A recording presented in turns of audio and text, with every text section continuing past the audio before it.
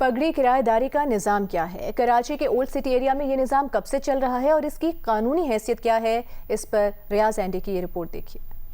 अंग्रेज़ दौर में रिहाइश की ज़रूरत पूरा करने के लिए मालिक मकान बस अपनी ज़रूरत की चीज़ बनाता था, लेकिन जब ज़रूरत बढ़ने लगी तो इन बिल्डिंग्स का साइज़ बड़ा होना शुरू हुआ। लेकिन इसे तामीर करने की एक लागत थी, जिसे मालिक मकान ने रिकवर करने के लिए एक नया निज़ाम मुतारिफ़ कराया, जिसे पगड़ी का निज़ाम कहते हैं।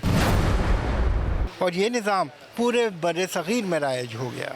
उस वक्त ये सिस्टम चला था, पगड़ी सिस्टम, कि एक छत मैंने बनाई, दूसरी के लिए मुझे चाहिए पैसा। अब पैसे के लिए ये पगड़ी सिस्टम चलाते थे वो, कि भाई आप मुझे इतने पैसे दे दे तो मैं दूसरी छत चला लो, आप रिहाइश कर लो। इस तरह वो तीसरे पे जाता लो, चौथे पे जाता लो, करते करते वो बिल्डिंग बन जाती थी। सही है, अब ये बिल्डिंग बन गई किस पे? पगड़ी सिस्टम था। ऑलराइट, तो एक लमसम अमाउंट पे कर दिया गया और एक मामूली किराए के ऊपर रजामंदी भी हो गई, सारा वर्बल है। लेकिन आज उसकी कानूनी हैसियत क्या है?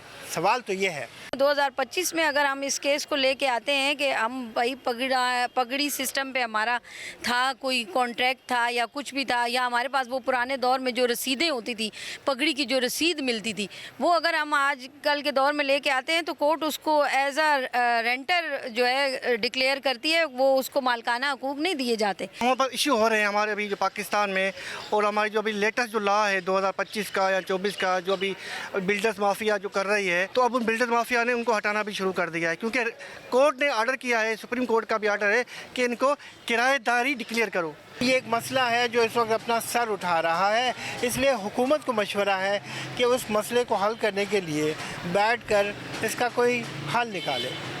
कैमरामैन अदनान हैदर के साथ रियाज एंडी, जियो न्यूज़, कराची।